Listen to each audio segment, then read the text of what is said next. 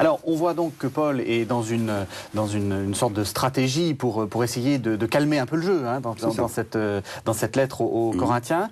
Et les chapitres 3 à 5 ou même à 6 vont faire une sorte de grande apologie de l'apostolat. Et ça, c'est quelque chose d'extrêmement précieux parce que ça nous permet de comprendre comment Paul voyait sa mission.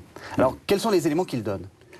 Alors, vous avez d'abord un appel à sa qualité de ministre d'une alliance nouvelle. Oui.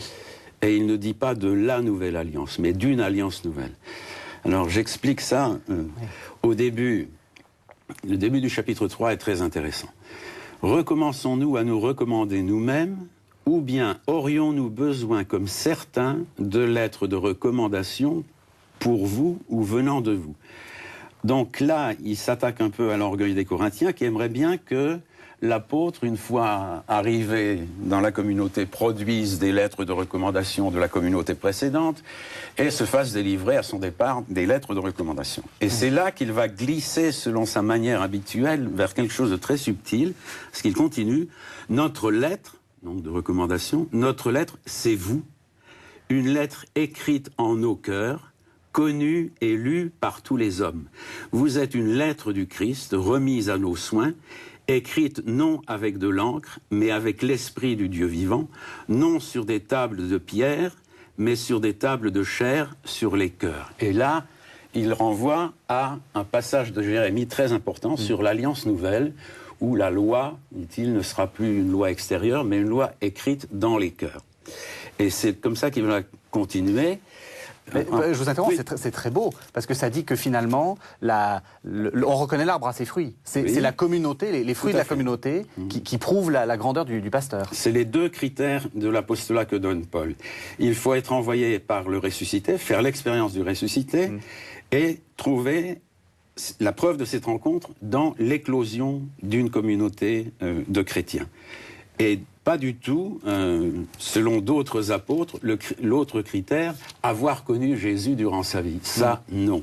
Et il va glisser quelque chose là-dessus au chapitre 5 en disant, si nous avons connu à la manière humaine, maintenant, ou à la manière historique, disons, maintenant, nous ne connaissons plus personne, ainsi ni le Christ d'ailleurs. Et c'est quelque chose dont les responsables de communauté peuvent s'inspirer. Oui. Moi, je pourrais dire que j'ai entendu dans un diocèse, pour l'ordination épiscopale du nouvel évêque, ce passage adressé au diocèse, et je trouve que c'est remarquable. On peut dire d'une autre manière, la communauté chrétienne, c'est une page vivante de l'Évangile. Quand Paul parle de la parole de Dieu, c'est pas la parole de Dieu qu'il transmet, c'est pas ce qu'il a appris à Antioche dans ses années de formation, c'est une communauté où on voit la parole de Dieu dans ses effets.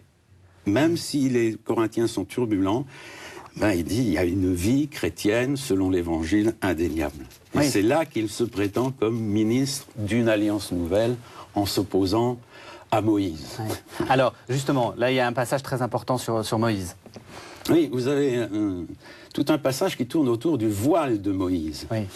Alors, le texte biblique nous dit que quand il est redescendu de la montagne, son visage était glorieux. Et les Israélites avaient peur. Donc, ils mettaient un voile sur son visage. Et quand il rentrait sous la tente de la rencontre, comme ça s'appelle, au désert, il retirait le voile. Mais Paul prend une compréhension, je dirais, malveillante de cette image. C'est-à-dire, pour lui, Moïse se met un voile sur le visage parce que la gloire ne durait pas. Et quand il se retrouvait dans la tente de réunion, il enlevait le voile, je leur dirais, pour recharger les batteries. Bon. Alors c'est ça qu'il a derrière la tête. C'est-à-dire, il est contre des missionnaires qui se réclament vraisemblablement d'une parenté spirituelle avec Moïse, qui ont des extases, qui ont le visage illuminé. Il reviendra à ça dans les chapitres qui suivent. Et puis en même temps, des gens qui voient en Jésus l'annonciateur, le restaurateur de la loi. Merci Claude Tassin.